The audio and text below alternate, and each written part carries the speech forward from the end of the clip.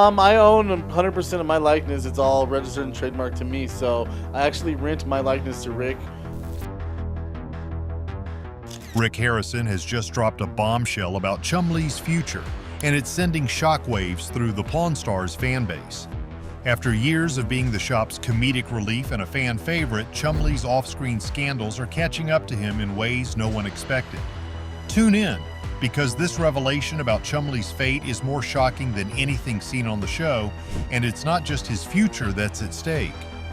Drama at the gold and silver pawn shop. From its humble beginnings in Las Vegas, the shop grew into something no one could have predicted, a TV sensation. But behind the shiny counters and quirky antics on Pawn Stars, there's a web of drama and turmoil that's more tangled than a ball of fishing line. Hidden in the shop's vault was an item so dangerous it could destroy everything, and someone would stop at nothing to keep it secret. Back in the day, Rick's father, Richard the Old Man Harrison, was the cornerstone of the shop. With his gruff personality and deep knowledge of history, he helped lay the foundation for what would become an empire. When he passed away in 2018, it sent shockwaves through the family and business.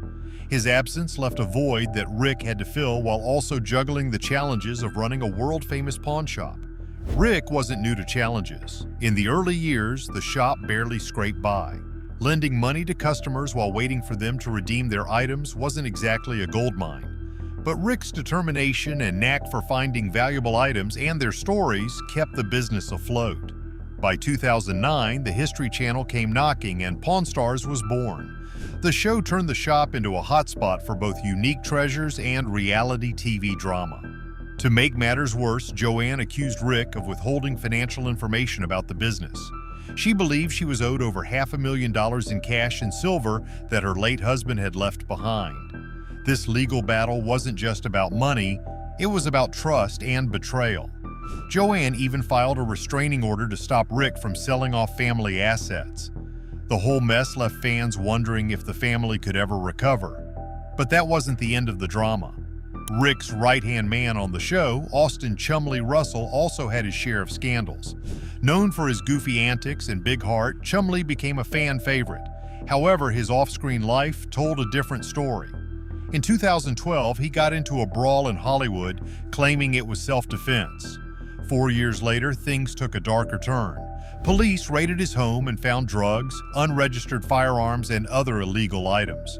While the intimate violence assault allegations that led to the raid were eventually dropped, Chumlee still faced legal consequences for his other charges. He pled guilty to avoid prison, but the damage to his reputation was done. And then there was Corey Big Hoss Harrison, Rick's son. Corey had always been ambitious, aiming to take over the shop one day, but his personal life often got in the way. From public urination incidents during a wild motorcycle tour to wrecking a rented RV in the California desert, Corey's antics often made headlines for all the wrong reasons. The RV debacle alone cost thousands of dollars in damages and left a trail of canceled reservations for the vehicle's owner. Through all this chaos, the shop itself struggled to stay afloat. The COVID-19 pandemic hit hard, cutting their usual million-dollar revenue down to a fraction of that amount. The once bustling store became eerily quiet with fewer customers walking through the doors. The financial strain only added to the family's mounting tensions. Rick, ever the businessman, tried to keep the ship steady. But it was clear that the fame and fortune of Pawn Stars came with a heavy price. Lawsuits, family betrayals, and personal scandals turned their story into something straight out of a soap opera. And yet fans couldn't look away. The drama behind the scenes was just as captivating as the rare treasures that passed through the shop's doors. As the dust settles, one thing is certain: the story of the gold and silver pawn shop is far from over. Whether they can mend their fractured relationships and rebuild their legacy remains to be seen. But for now, the pawn shop's future hangs in the balance, teetering between its glittering past and an uncertain tomorrow. The rise of the gold and silver pawn shop wasn't just about savvy business moves, it was also about the charisma of its cast. Richard Harrison was a walking encyclopedia of history, while Rick brought a sharp wit and a shrewd sense of value to the table. Corey added a younger perspective, bridging the gap between old-school pawning and modern trends. Chumlee's comedic presence lightened the mood, turning mundane transactions into memorable moments. However, the fame that came with Pawn Stars was a double-edged sword. While it brought customers from all over the world, it also brought scrutiny. The family's personal lives were no longer private, and every misstep became tabloid fodder. Joanne's legal battle with Rick was just the tip of the iceberg. Rick's response to these accusations painted a different picture. He suggested that Joanne was being manipulated by outsiders with their own agendas. He denied withholding financial records and insisted that he had always acted in the best interest of the family and the business. The truth, as is often the case, seemed to lie somewhere in between. Meanwhile, Chumlee's legal troubles brought more negative attention to the pawn shop. His arrest in 2016 was a particularly dark chapter.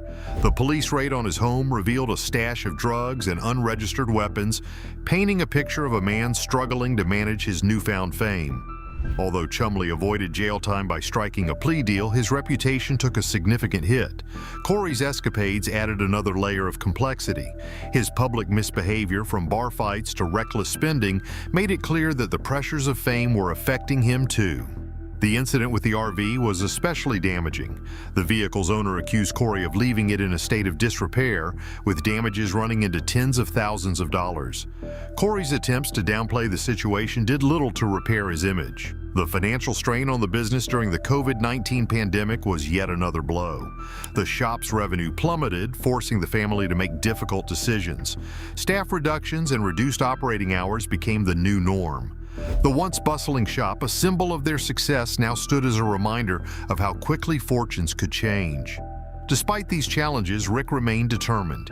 He knew that the gold and silver pawn shop was more than just a business, it was a legacy.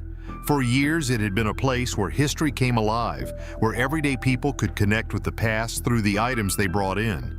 Rick's passion for storytelling was the shop's true currency, and he wasn't about to let that go. Things at the pawn shop weren't always as they seemed, and the real story was just beginning. $1,000,000 finds in the ordinary.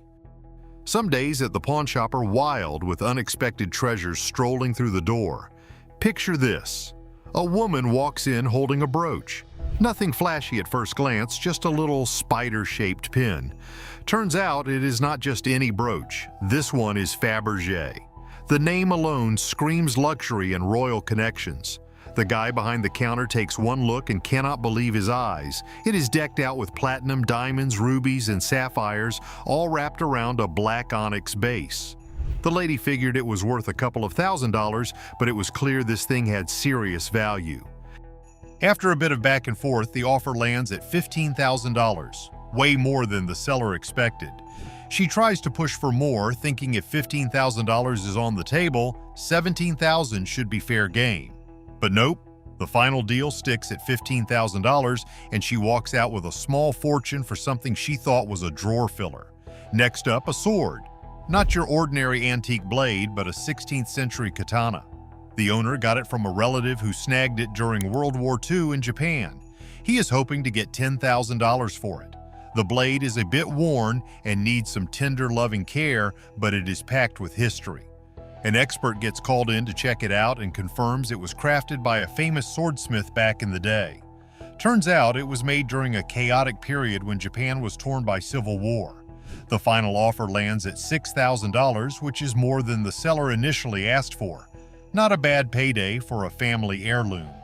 Then there is the guy with silver dollars. He brings in a batch of coins inherited from his aunt. They are low-grade Morgans, heavily worn, but oddly valuable. Coin collecting is strange like that. The worse the condition, the higher the demand in some cases. He asks for $2,400, thinking he is making a good deal. But once again, honesty kicks in, and he is offered $4,000 instead. He tries to nudge it up to $5,000, but $4,000 is the ceiling, and he happily takes it.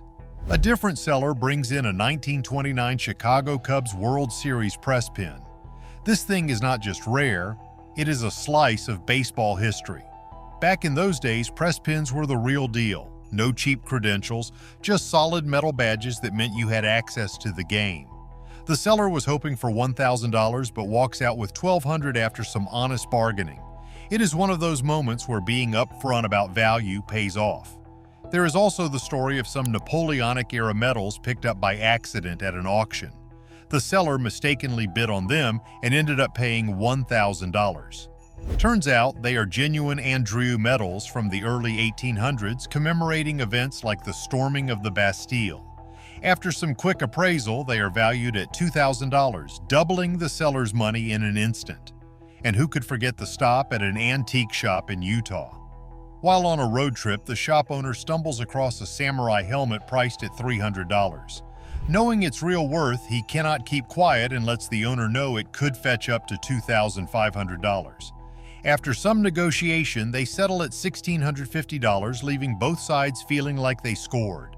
Lastly, a guy walks in with some old Playboy comic prints from the 50s found tucked between pages of magazines at a garage sale. He figures they are worth $100 each. But the shop knows better. These are not just any comics, they are original artwork from when Playboy was still a fresh name. Instead of $200, he gets offered $500 apiece. A grand total of $1,000 later, he leaves with a grin, knowing he made a solid deal on what was practically a free find. All in all, it is just another day where forgotten treasures turn into big cash, and honesty makes for some surprising payoffs. From brooches to blades, each deal has a twist, keeping things lively at the shop. Then there is the guy with the vintage coins who made a surprising find. He walks in carrying a set of United States silver dollars from the late 1800s. These coins, heavily worn from decades of circulation, were not in the best condition. The man thought they were worth a few $100s, but when the expert took a closer look, things got interesting. Low-grade coins like these, known as lowballs, had become highly sought after by collectors. Despite their worn-out appearance, they held significant value due to the rarity of finding such low-grade coins in a naturally worn state. After some back and forth, the shop offered him $4,000 for the lot. He was hoping for $2,400, so this offer was a pleasant surprise, and he left feeling more than satisfied. With incredible deals behind them, the shop kept welcoming relics with stories that ensured every day stayed unpredictable. Civil War relics and rock and roll memorabilia. In another instance, a man brings in a 19th century rifle with a fascinating backstory. The rifle had been passed down through generations and was believed to have been used during the American Civil War. Although the rifle showed signs of wear and needed restoration, its historical value was undeniable. The seller was initially looking for $3,000. After bringing in an expert to verify the rifle's authenticity and history, the shop made an offer of $4,500, which the seller gladly accepted. The rifle's unique story and historical significance made it a prized addition to the shop's collection. One more memorable deal involved a rare set of Beatles memorabilia. The seller had an autographed photo and a ticket stub from one of their early concerts. The items were in excellent condition, and the seller was hoping to get $5,000. After verifying the authenticity of the signatures, the shop offered $8,000, citing the high demand for Beatles memorabilia among collectors. The seller was thrilled, having walked in expecting far less than what he walked out with. Another quirky item that made its way into the shop was an old jukebox from the 1950s.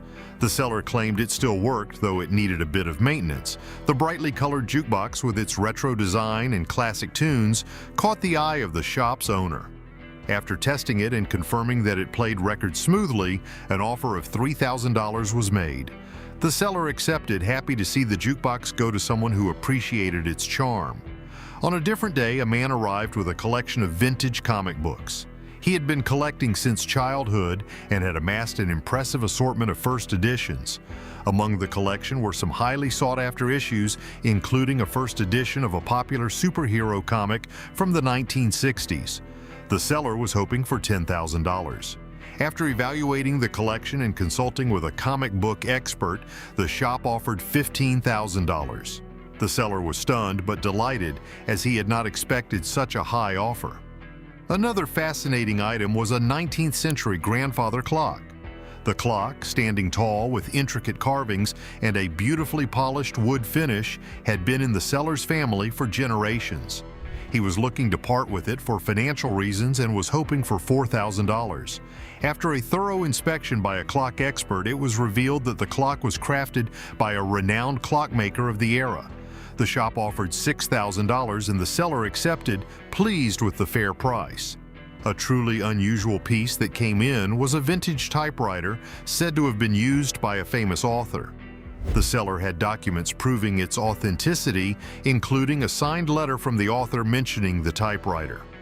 The shop owner, intrigued by the story and the typewriter's excellent condition, offered $7,000, which the seller happily accepted. The typewriter was a unique find that would undoubtedly attract attention from collectors. Yet another intriguing item was a collection of vintage baseball cards from the 1950s and 60s. The seller had inherited the collection from his grandfather and was hoping to get $5,000. After carefully examining the cards and identifying several rare ones, the shop made an offer of $9,000. The seller was ecstatic, having anticipated a much lower offer. In a different deal, a woman brought in a 19th century oil painting she had discovered in her attic. The painting was signed by a well-known artist, and after some research, she learned it could be worth a significant amount. She was hoping for $8,000. After consulting with an art expert who confirmed the painting's authenticity, the shop offered $10,000, which the seller accepted. She left feeling elated, knowing she had made a great deal. One final notable transaction involved a vintage motorcycle from the early 1900s. The seller had restored the bike himself and was looking to sell it for $15,000. The shop owner, impressed by the restoration work and the bike's rarity, called in a motorcycle expert to assess its value. The expert confirmed that it was a rare model in excellent condition, and the shop offered $20,000. The seller, who had not expected such a high offer, was thrilled and accepted immediately. Was the shop owner too generous in these deals, or did they strike a clever bargain? Share your thoughts in the comments. Don't forget to like, leave a comment, and subscribe for more.